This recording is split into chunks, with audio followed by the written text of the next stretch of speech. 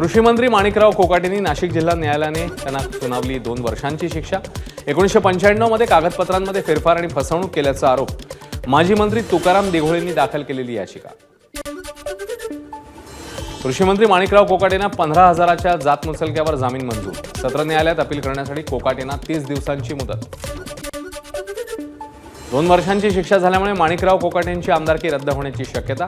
शिक्षेला हायकोर्टात स्थगिती दिली तरच कोकाटेंचं स्थगिती मिळाली नाही तर कोकाटेंचं पद धोक्यात। तुकाराम दिघोळे यांनी आपलं राजकीय वैर होतं त्याच राजकीय वैरातनं केस करण्यात आलेली माणिकराव कोकाटे यांची प्रतिक्रिया। न्यायालयाने शिक्षा सुनावलेल्या मंत्र्याचा तातडीने राजीनामा घ्यायला हवा। ठाकरेंच्या शिवसेनेच्या उपनेत्या सुषमा अंधारेंची कोकाटेंना सुनावलेल्या शिक्षेनंतर प्रतिक्रिया। बेल्स पासी आजार झाला असून रिलायन्स हॉस्पिटलमध्ये उपचार सुरू। धनंजय मुंडेंनी एक्सवर दिली माहिती। आजारामुळे सलग 2 मिनिटंही बोलता येत नसल्यानं मंत्रिमंडळ बैठक आणि जनता दरबाराला अनुपस्थित राहिल्याचं मुंडेंनी केलं स्पष्ट। दमानियांविरोधात फौजदारी याचिका दाखल करण्याची प्रक्रिया सुरू केल्याची मंत्री धनंजय मुंडेंची माहिती। अंजली दमानियांनी जीआर बाबत केलेले आरोप खोटे। मंत्रिमंडळ बैठकीचं इतिवृत्त आणि मंत्रिमंडळ सचिवांच्या मान्यतेची खरी कागदपत्र आणली समोर। दमानियांनंतर सुरेश धस यांच्याकडे धनंजय मुंडेंवर आरोप। मुंडेंनी नॅनो युरिया नॅनो डीएपीच्या खरेदीसाठी 12 मार्चला खरेदीचा प्रस्ताव दिला, मात्र त्याच दिवशी जीआर कसा निघाला, सुरेश धस यांचा सवाल। धनंजय मुंडेंनी खूप भ्रष्टाचार केलाय, परंतु अजित पवार सातत्याने त्यांना वाचवतात। करुणा मुंडेंचा धक्कादायक दावा, तर सरकारकडून जनतेच्या मतांचा गैरवापर केल्याचाही करुणा मुंडेंचा आरोप। मंत्री धनंजय मुंडेंनी त्यांच्या मंत्रिपदाचा गैरवापर केला। मुख्यमंत्री आणि मंत्रिमंडळाच्या मान्यतेशिवाय धनंजय मुंडेंनी खरेदीचा प्रस्ताव मंजूर केला। आरटीआय कार्यकर्ते विजय कुंभार यांचा आरोप। परळीतील महादेव मुंडे हत्या प्रकरणी विशेष पथकाकडून 50हून अधिक जणांची चौकशी। पोलीस उपअधीक्षकांच्या मदतीसाठी पोलीस अधीक्षक नवनीत कौवर यांनी विशेष पथक केलं नियुक्त। मुंबई महापालिका निवडणुका एप्रिल किंवा मे महिन्यात लागण्याची शक्यता। उद्धव ठाकरेंनी व्यक्त केलं भाकीत। कुर्ला कलिना इथल्या पदाधिकाऱ्यांना मार्गदर्शन करताना उद्धव ठाकरे बोलत होते। आता आपण धक्का पुरुष झालोय, उद्धव ठाकरेंचं वक्तव्य। यांना जो धक्का द्यायचा तो एकदाच देऊ की ते पुन्हा दिसता कामा नये, ठाकरेंचा विरोधकांना इशारा। उपमुख्यमंत्री एकनाथ शिंदेंच्या गाडीला बॉम्बने उडवून टाकणारा धमकीचा ईमेल। गोरेगाव पोलिसांना अज्ञात व्यक्तीकडून आला मेल। अज्ञात व्यक्तीच्या तपासासंदर्भात पाऊल। अशा धमक्यांचा फरक पडत नाही, काम सुरूच ठेवणार। एकनाथ शिंदेंची त्यांना आलेल्या धमकीच्या मेलवर प्रतिक्रिया। राज ठाकरेंनी आज बोलवली मुंबईतल्या सर्व पदाधिकाऱ्यांची बैठक। मराठी भाषा गौरव दिनानिमित्ताने मनसेकडून विविध कार्यक्रमांचं आयोजन। याच पार्श्वभूमीवर बैठक बोलवल्याची माहिती। वनमंत्री गणेश नाईकांच्या अध्यक्षतेखाली पालघरमध्ये जनता दरबार। जनता दरबारासाठी जिल्ह्याभरातून हजारो नागरिक पालघर जिल्हाधिकारी कार्यालयात। 900 कोटींच्या प्रकल्पावरून सेना भाजपत झुंपण्याची शक्यता। सिडकोच्या प्रकल्पाची चौकशी करा। मुख्यमंत्री फडणवीसांकडे ठाकरेंच्या पक्षाचे माजी आमदार संतोष सांबरेंची मागणी। मुख्यमंत्री सचिवालयाकडून व्यवस्थापकीय संचालकांना चौकशीचे आदेश। लाडक्या बहीण योजनेसंदर्भातील तब्बल 9 लाख महिलांची संख्या कमी होणार। याआधी 5 लाख महिला कमी झालेल्या, आता नव्याने 4 लाख महिलांची संख्या कमी होणार। त्यामुळे राज्य सरकारच्या 945 कोटी रुपयांची बचत होणार। लाडकी बहीण योजनेचे कोणतेही निकष बदललेले नाहीत। ज्या लाडक्या बहिणी निकषात बसत नाहीत अशाच लाडक्या बहिणी लाभापासून वंचित राहणार आहेत। मंत्री अदिती तटकरेंकडून स्पष्ट।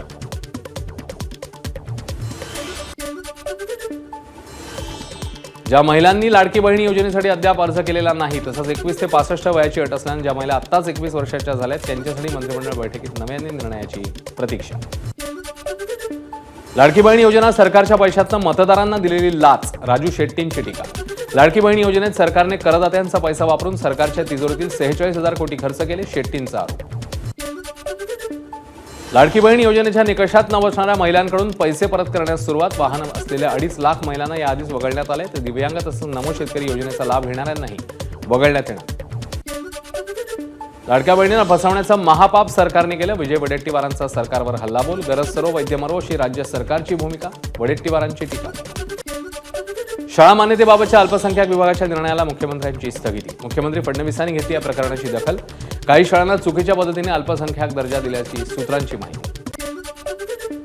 नांदेडमध्ये महायुतीमध्ये चढावळ। अशोक चव्हाणांच्या बालेकिल्ल्यात प्रताप पाटलांचं शक्ती प्रदर्शन। अशोक चव्हाणांच्या बालेकिल्ल्यात राष्ट्रवादीचा मेळावा। मंत्री गोगावलेंची राष्ट्रवादीचे माजी आमदार राजन पाटलांवर टीका. 2 वर्षांपूर्वी राजन पाटलांनी केलेल्या वक्तव्यावरून गोगावलेंची आक्षेपार्ह शब्दात टीका. कोण कुठला पाटील त्याचा हिशेब चुकता करू, गोगावलेंचा हल्लाबोल. पंतप्रधान मोदी स्वतःला विश्वगुरू समजतात, प्रकाश आंबेडकरांची टीका. मोदी अमेरिकेला जाऊन आल्यापासून शेअर मार्केट पूर्णपणे कोसळत आहे. दुसरीकडे अमेरिकन डॉलरही महाग होत चाललाय, आंबेडकरांचा हल्लाबोल. विधिमंडळ समित्यांकडे सर्वच राजकीय पक्षांची पाठ. समित्यांसाठी पात्रनामा पाठवण्यास सत्ताधारी आणि विरोधी पक्ष उदासीन. विधानसभा अध्यक्ष राहुल नार्वेकरांकडून नाराजी. कल्याण डोंबिवलीतील बेकायदेशीर 65 इमारती पाडण्याचे आदेश. 6,500 रहिवासी बेघर होण्याच्या मार्गावर. इमारतींमधील रहिवासी खासदार श्रीकांत शिंदेंच्या भेटीला दाखल. महाराष्ट्र राज्य प्रदूषण नियंत्रण मंडळाचे अध्यक्ष सिद्धेश कदम नागपूर महापालिकेत दाखल. विविध प्रकल्पांचा घेतला आढावा. तुळजाभवानी मंदिराच्या प्राचीन गाभाऱ्यातील भेगांचं खरं कारण समोर. नव्या कळसाचं वजन पूर्वीच्या वजनाच्या चौपट असल्यानं शिळ्यांना तडे. धाराशिवचे पालकमंत्री प्रताप सरनाईक यांचा खुलासा. डॉक्टर अनंत पंढरेंची नागपूर एम्स संस्थेच्या अध्यक्षपदी नियुक्ती. केंद्रीय आरोग्य मंत्री जे.पी. नड्डा यांच्याकडे डॉक्टर पंढरेंचं पुष्पगुच्छ देऊन स्वागत.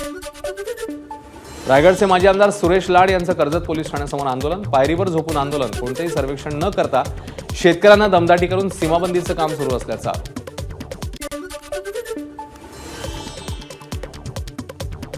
अकोला महापालिकेसमोर प्रहार पक्षाच्या दिव्यांग बांधवांचं आंदोलन. शहरातील रेल्वे आणि बसस्थानकात दिव्यांग भवनांची निर्मिती करा यासह विविध मागण्यांकरता आंदोलन. जालना खरपूड येथील सिडको प्रकल्पाच्या चौकशीला शेतकऱ्यांचा विरोध. चौकशीचे आदेश रद्द करण्याची स्थानिक शेतकऱ्यांची मागणी. आदेश रद्द न झाल्यास आमरण उपोषणाचा इशारा.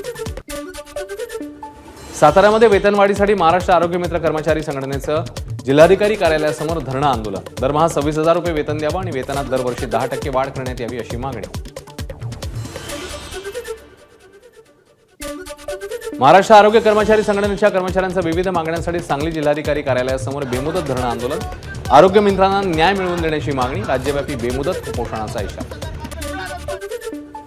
सोलापूरच्या महात्मा फुले आरोग्य योजना आणि पंतप्रधान जन आरोग्य योजनेत काम करणाऱ्या कर्मचाऱ्यांचं सलग 3ऱ्या दिवशी आंदोलन. किमान वेतन आणि शासकीय नोकरीत समावेश करण्याची ही मागणी. शासनाकडून विकास कामांची देयकं मिळत नसल्याच्या निषेधार्थ ठेकेदारांचं आंदोलन. सार्वजनिक बांधकाम विभागाच्या कार्यालयासमोर डंपर मिक्सरसह अवजड वाहनं लावून केलं आंदोलन. जळगावात महाविकास आघाडीचं एकदिवसीय आंदोलन. शेतकऱ्यांच्या विविध मागण्यांसाठी महावितरण कार्यालयाबाहेर मवियाचा ठिय्या. शेतकऱ्यांच्या समस्या न सोडवल्यास तीव्र आंदोलनाचाही इशारा. 12 मार्चला 12 जिल्ह्यातील शेतकरी आझाद मैदानावर धडकणार. शक्तीपीठ विरोधी परिषदेमध्ये झाला निर्णय. आझाद मैदानावर 12 जिल्ह्यातल्या शेतकऱ्यांचा एल्गार. वरळीतील सिद्धार्थनगर पुनर्विकासावरून नागरिक आक्रमक. नागरिकांचा आक्रमक पवित्रा घेत आंदोलन. भाजप नेते किरीट सोमय्यांचं ईडीला पत्र. न्यू इंडिया कोऑपरेटिव्ह बँकेतील फसवणुकीच्या प्रकरणाची चौकशी करण्याची ही मागणी. इंडियाज गॉट लेटेंट प्रकरणी समय रैनाला महाराष्ट्र सायबरकडनं दुसरं समन्स पाठवणार. याआधी 18 फेब्रुवारीला समय रैनाला समन्स पाठवलंय. मात्र महाराष्ट्र सायबर समोर रैनाची गैरहजेरी. धावत्या लोकलमध्ये 19 वर्षीय तरुणाकडून तिघांवर चाकू हल्ला. कल्याणहून दादरकडे जाणाऱ्या जलद लोकलमधली धक्कादायक घटना. किरकोळ कारणावरून चाकूने हल्ला केल्याची माहिती समोर. प्रवास करताना लोकलमधून तोल जाऊन खाली पडलेल्या प्रवाशाचे MSFच्या जवानाने वाचवले प्राण. अंधेरी रेल्वे स्थानकातली प्लॅटफॉर्म क्रमांक 7 वरची घटना. बुलढाणा समृद्धी महामार्गावर भीषण अपघात. अपघातानंतर वाहनांचा स्फोट. दोघांचा होरपळून मृत्यू, 1 जण गंभीर जखमी. उभ्या असलेल्या ट्रॅव्हल्सला भीषण आग. वर्ध्याच्या शास्त्री चौक इथली घटना. बसला आग लागल्यानं काही काळ वाहतूक बंद. कल्याणहून उल्हासनगरला जाणाऱ्या पुलावर मोटरसायकलला भीषण आग. आगीचं कारण अस्पष्ट. कोणतीही जीवितहानी नाही. 12 मार्चला 12 जिल्ह्यातील शेतकरी आझाद मैदानावर धडकणार. शक्तीपीठ विरोधी परिषदेत झाला निर्णय. सार्वजनिक बांधकाम मंत्री शिवेंद्रराजे भोसलेंकडनं मुंबई गोवा महामार्गाची पाहणी. पळसपेपासून दौऱ्याला सुरुवात. खासदार धैर्यशील पाटील, भाजप आमदार रवी पाटीलही उपस्थित. आंगणेवाडीच्या भराडी देवीच्या यात्रेचा मंत्री नितेश राणेंकडून आढावा. कोणताही अनुचित प्रकार घडू नये या पार्श्वभूमीवर अधिकाऱ्यांना सूचना. आदिवासींसाठी लवकरच आयोगाची स्थापना. केंद्राच्या धर्तीवर आदिवासी समाजासाठी महाराष्ट्रात अनुसूचित जमाती आयोग स्थापन करण्याचे प्रयत्न. आदिवासी विकास मंत्री डॉक्टर अशोक उईके यांची माहिती. राज्याच्या शासकीय वैद्यकीय महाविद्यालयात प्राध्यापकांची 816 रिक्त पदं भरण्यासाठी 11 मार्चपर्यंत निर्णय घ्या. नागपूर खंडपीठाच्या प्रशासनाला सूचना. एबीपी माझा, उघडा डोळे बघा नीट.